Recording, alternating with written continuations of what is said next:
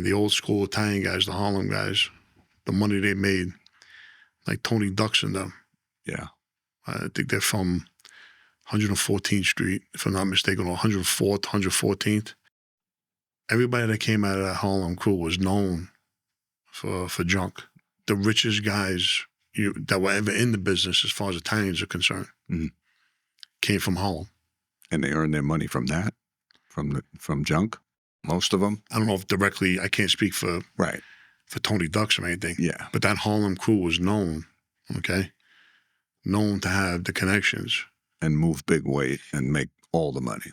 Yeah. I remember living in Brooklyn, and they always said Harlem was a main hub for all that stuff. And Lucchese family was really just a Harlem crew.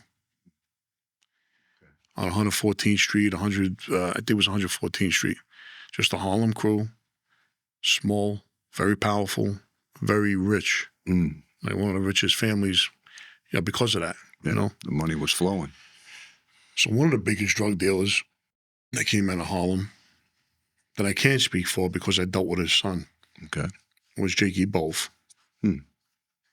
B-O-V-E. Okay.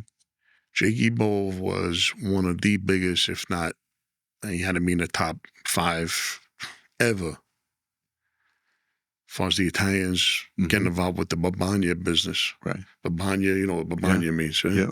He had a son, Joey Bove. He had another son that was killed. I'll get into that story another time.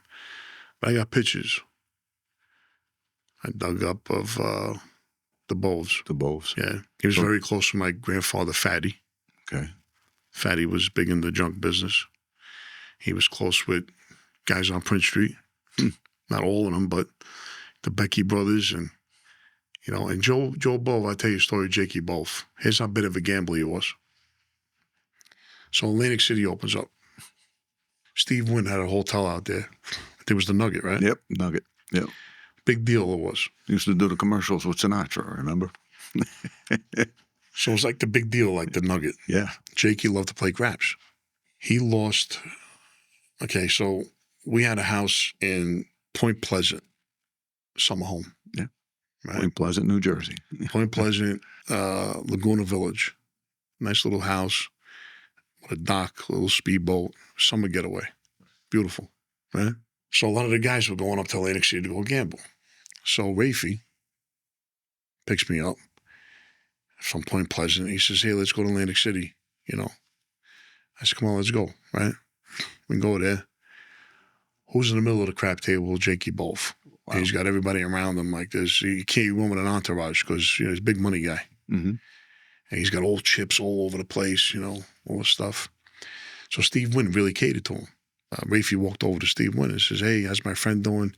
He said, he's doing great. I'm making sure he's okay. He said, hey, how much did he spend in this place? He said, I could build a whole wing. Wow.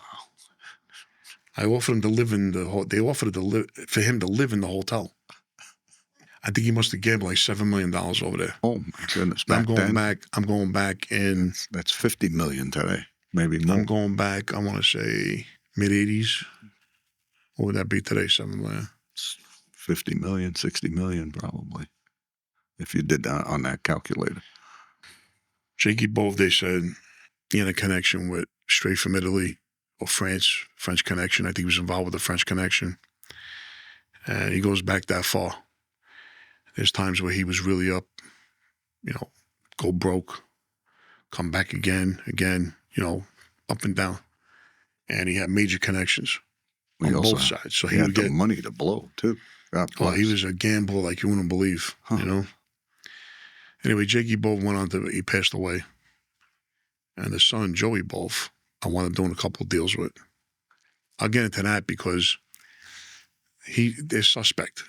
Suspect meaning they've been dealing for years, known dealers for years. Never took one pinch. How's that even possible? I tell you how it's possible. Tell us. Yeah, you got a PIN number. All right? Yeah. Rumor had it that the old man, the son got arrested on a deal. And the old man cut a deal So now they had a lot of connections with the Italians, but then they also had a lot of connections with the blacks in Harlem. Okay.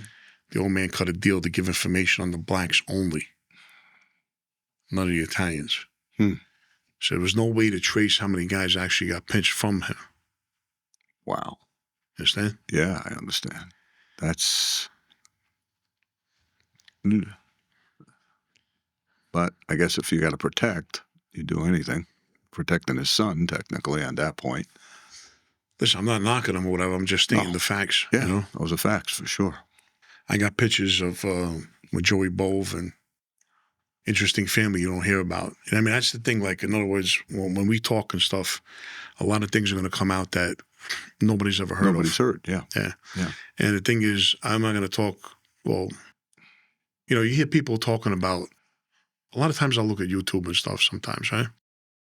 And I say, what's this guy talking about this for? Yeah. He's got no knowledge.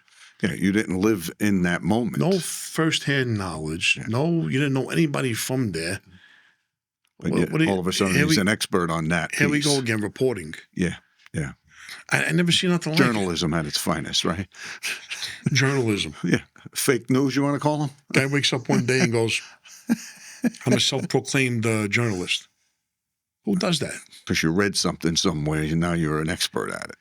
Doesn't make you an expert. And see, like with you, when we talk, you lived in that moment. And you said this more than once. You're only going to talk about things you were, intimately involved with. Well, people I knew. And people you knew. Actually knew. Yeah. Actually shook their hand. Yeah. Went to have dinner with them a couple of times. Did things with them. Exactly. Yeah. Well, now, once I get through all of that, then we could talk about things that people I did know first-handedly that they told me. Right. That I know one step. You have knowledge of the incident. One step away. Right. Yeah. Nothing to do with nothing. Yeah. And you were 9 years old when that story came out. How do you know anything? You know what I'm saying? There's some youngsters out there that are reporting, if you will, on things they, like you're saying, they have no knowledge of, never lived in the life, couldn't imagine the life, but yet they're reporting on it and giving their opinions, if you will, on what they saw. But they didn't see nothing. They were kids. I tell you, another good connection I had was with the Chinese. Man, what a connection. Because of Chinatown and Italy so close. They pretty much took over the heroin trade. Okay. And the reason why is because their goods, we just call them goods, right? Their goods were cheaper, and it was just as good, sometimes better. The product was higher quality. If you got it from the Italians or you got it from France or whatever, it was always in a kilo form. Yeah. 2.2 pounds, right? When you got it from the Chinese, it was a pound and a half. Team Uno, shout out to my Usos, killing bills like Uma. Balls travel from Pluto, big truck soprano, gabagool and